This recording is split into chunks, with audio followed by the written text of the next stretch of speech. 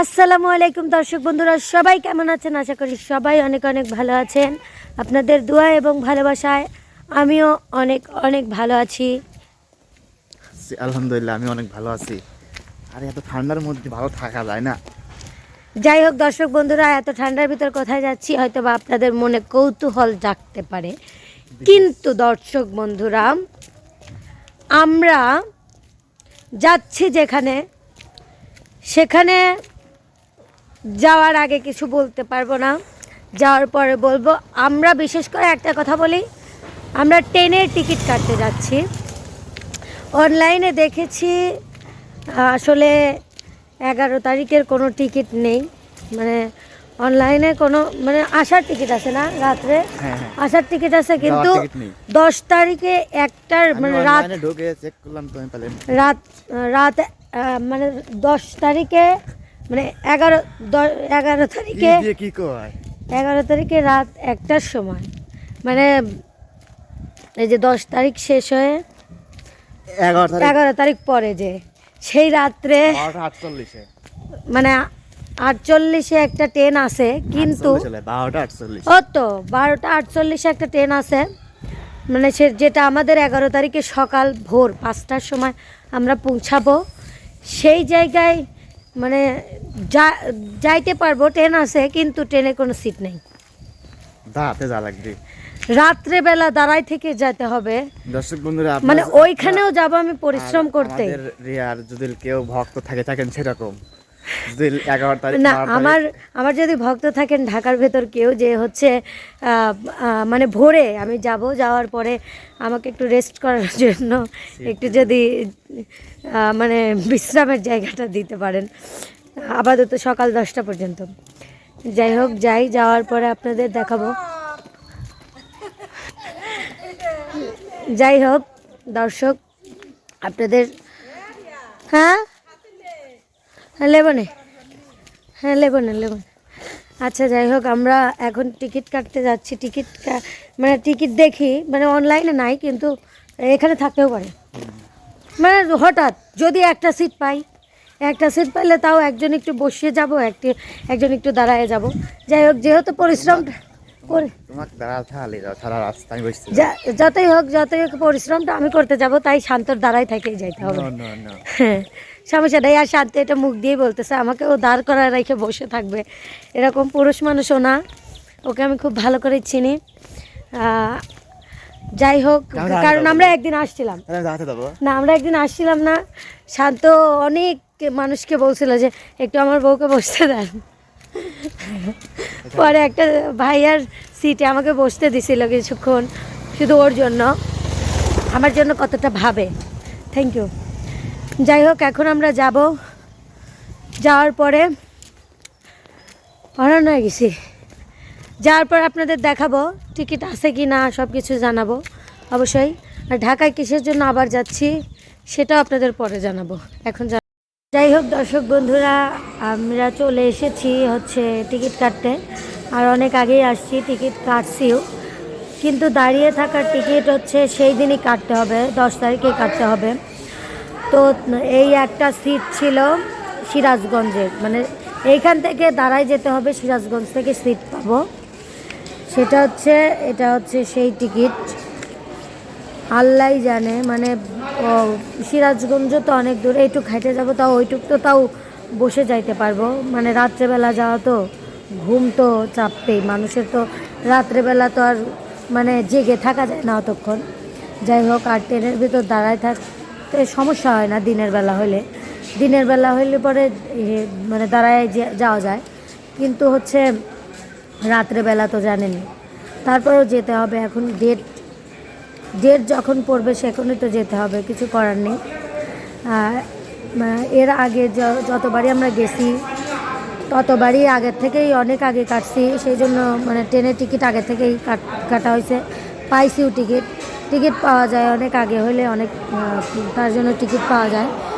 যাই হোক দর্শক বন্ধুরা, টিকিট কাটা শেষ, এখন আমি কিছু খাওয়ার সময় আপনাদের সব কিছু দেখাবো, দেখি কোথায় যায় খাই, কারণ আমার খুব খিদা লাগছে, বাসা থেকে খেয়ে আসি নাই, খেয়ে বের হই নাই, এখন খাওয়ার পরে আপনাদের দেখাবো কি খাই। তো আপনারা দেখতে থাকুন আর আমরা যেতে থাকি। দেখেন দর্শক বন্ধুরা, এই যে হচ্ছে ফুচকা খাবো এখন। যে ফুচকা এখানে একটা ট্রেনের এইখানে মানে ট্রেন লাইনের এইখানেই একটা হচ্ছে ফুচকার দোকান আছে, এই ফুচকা খাবো। তো এই ফুচকা এখন খাওয়ার পরে আপনাদের মানে আসুক, তারপর আপনাদের দেখাচ্ছি। যাই হোক দর্শক বন্ধুরা, দেখেন 50 টাকার ফুচকা, 8টা ফুচকা হয় 50 টাকার। এখন মানে এখন রেল বাজার এসে খাচ্ছি। এত জীবন খাইলাম 12 পিস 10 পিস করে, আর এখানে মানে 8 পিসের দাম 50 টাকা ফুচকা। একটা ফুচকার দাম তাহলে কয় টাকা পড়তেছে বলেন? 10 টাকা করে, 10 টাকা করে প্রায় পড়তেছে। 10 টাকা করে 5টা হয়, তার জায়গায় 3টা দিছে বেশি। যাই হোক, আপনারা সবাই চাটমোহর যারা যারা দেখবেন ভিডিওটা, এটা হচ্ছে চাটমোহরের পাশের দোকান। এসে 50 টাকার মানে 8টা ফুচকা খাওয়া যায়। আমি জানি না কখনো কেউ খাইছেন নাকি 8টা ফুচকা, আমি খাই নাই, আজকে ফার্স্ট। দেখি কেমন ফুচকা, কেমন নাকি। শান্ত শান্ত ওইখানে বসে আছে। এরকমভাবে ব্যবসা করতে হবে, মানে ব্যবসা করতে হয় হালাল ভাবে। এটা তো ফুচকা আমরা কিনে নিয়ে বাসায় বানায়া বিক্রি করার মতো, মানে এটা তো এত দাম পড়ে না। একটা ফুচকার প্রতি 2 টাকা করে পড়ে, 2 টাকা করে পড়ে। ও অবভিয়াসলি বেশি হলে 3 টাকা করে পড়ে একটা ফুচকা, মানে যারা বিক্রি করে।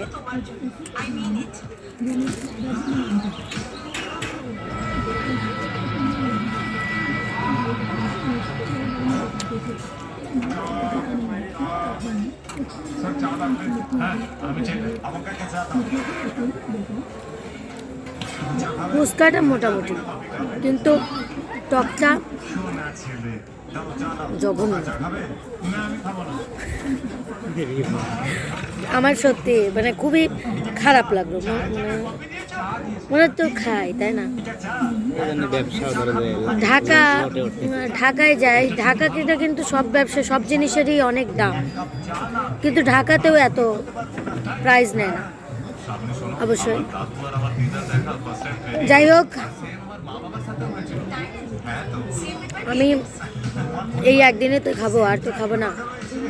যেখানে ভালো লাগে সেখানে আমি প্রতিনিয়তই খাই, এটা আপনারা জানেন। পাবনাতে একটা দোকান আছে না, ওইখানে খাই, বাসায় খাই, এটাই। বাসারটা যত টেস্ট, আর টকটা যে টেস্ট হয় সেটা বলার মতো না। টকটা টেস্ট নাই, টকের জন্য ফুচকা ভালো লাগে। আমরা বাসায় যে টক বানাই ওই টক কি এই টকের মতো? যাই হোক, ফুচকার সাইজটা দেখেন, ফুচকার সাইজটা কি বড়?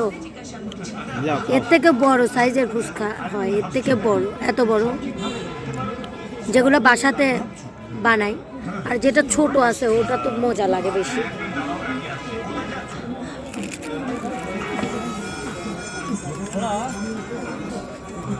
যাই হোক দর্শক,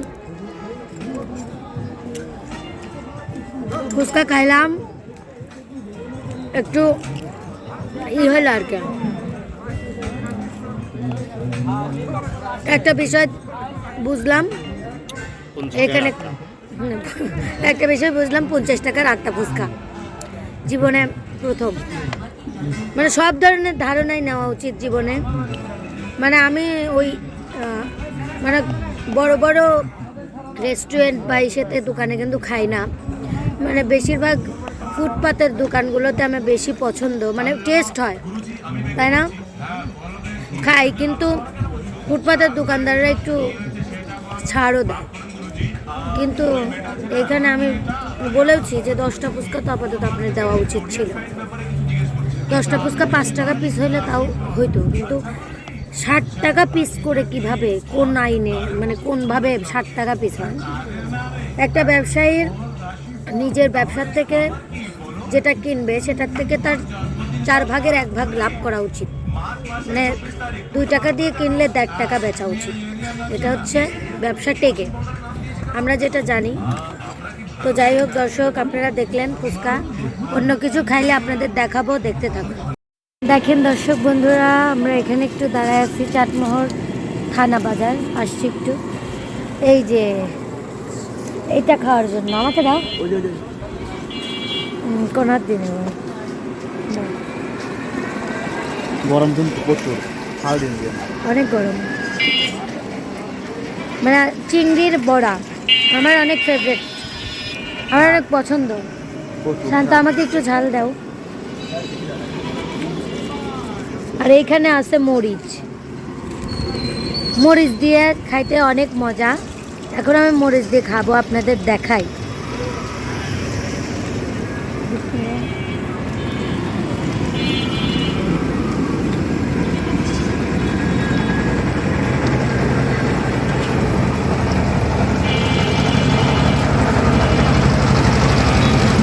অনেক অনেক অনেক সুন্দর।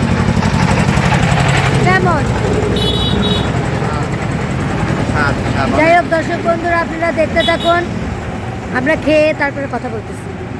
দর্শক বন্ধুরা, আমরা এখান দিয়ে যাচ্ছিলাম, এই যে একটা মেয়ে, ও ফুল বিক্রি করে। জাস্ট শান্তকে এসে বলতেছে যে একটা নেন। যাই হোক, শান্ত আমাকে একটা ফুল কিনে দিয়েছে ওর থেকে, অনেক সুন্দর। তুমি পড়ালেখা করবে? ওকে, পড়ালেখা করো না কেন? ফুল বিক্রি করে লাভ হয়? লাভ হয় না। তুমি এইখানে থাকো, এদিক দিয়ে বেচাকেনা করো। আমি আর একদিন আসলে তুমি আমার সাথে দেখা করো। ফোন ব্যবহার করো না? আচ্ছা ঠিক আছে, এইখানে থাকলে তোমার সাথে আমার দেখা হবে, আবার আসবো। হ্যাঁ ঠিক আছে, ঠিক আছে, থাকো তোমরা। অনেক সুন্দর, মানে ফুলটা যাই হোক, এই ফুলটা শান্তর আমাকে হ্যাপি নিউ ইয়ারকে দেওয়া উচিত ছিল, হ্যাপি নিউ ইয়ারে দেওয়া উচিত ছিল। তারপর থ্যাংক ইউ, মেয়েটাকে খুশি করার জন্য হচ্ছে আমি বিশেষ করে ফুলটা দিলাম। আর বিশেষ করে হচ্ছে শান্ত আমাকে কিনে দিল, এটা অনেক। তুমি কিনে দিয়েছো মনের থেকে? হ্যাঁ আচ্ছা যাই হোক গায়স, এখন আমরা যাই, পরে আপনাদের সাথে কথা বলবো। দর্শক বন্ধুরা, এখন হচ্ছে আমরা বাসায় চলে যাচ্ছি। সবাই আপনারা আজকের ভিডিওটা কেমন লাগলো অবশ্যই জানাবেন। সবাই ভালো থাকবেন, সুস্থ থাকবেন, আল্লাহ হাফেজ।